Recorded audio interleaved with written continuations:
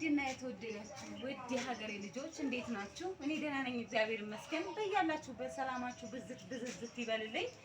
እጅግ አድርጌ በጣም ነው የምወዳችሁ። ዛሬ ይዤላችሁ የመጣሁት የኮንሶ ባህላዊ አለባበስ ይኸው ጉርዳቸው አለባበሳቸው የባህላቸው አለባበስ ይሄ ነው። እንደዚህ ነው የሚለበሰው። ሻሹ እንደዚህ ነው የሚታሰረው እና በኮንሶኛ ሰላም የምላችሁ ነጋይዳ ሃድኔ ኦልዴ ማለት ነጋይዳ ማለት እንዴት ዋላችሁ፣ ሃድኔ ማለት እንዴት አደራችሁ፣ ኦልዴ ማለት እንዴት ናችሁ እንደ ማለት ነው። ሰላማችሁ ብዝት ይበል በያላችሁበት። እጅግ አድርጌ ነው የምወዳችሁ። ላይክ፣ ሼር፣ ሰብስክራይብ እያደረጋችሁ እያበረታታችሁኝ ከኔ ጋር ሁኑ። አሁን የማሳያችሁ የባህላቸውን ይሄ እንትን ነው።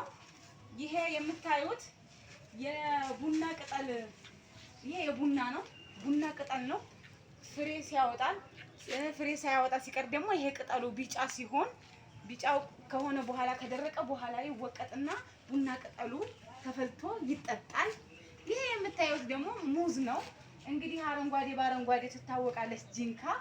የኮንሶ ባህል እንደዛ ነው።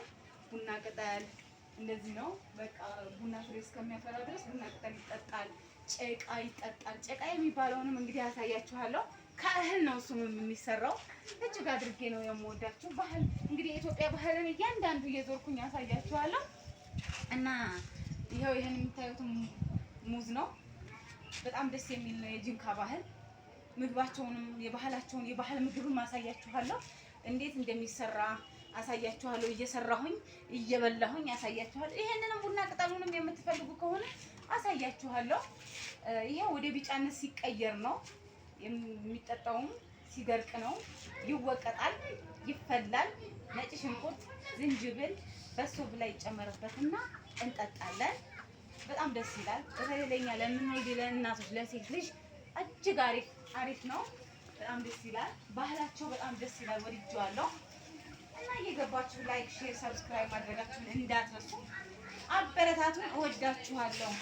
እንግዲህ አለባበሱን ኮመንት ላይ እየጻፋችሁ አስተያየት ስጡኝ። ባለፈ የወሎ ባህል ይዤ መጥቻለሁ። ያው በብዙም ባይሆንም ዛሬ ደግሞ የኮንሶ ባህልን ይዤ መጥቻለሁ። እንዴት እንደምታዩት አላውቅም። በጣም ነው ደስ የሚለው ጉዳቸው። ይኸው እንግዲህ የምትፈልጉበት ቦታ ይኸው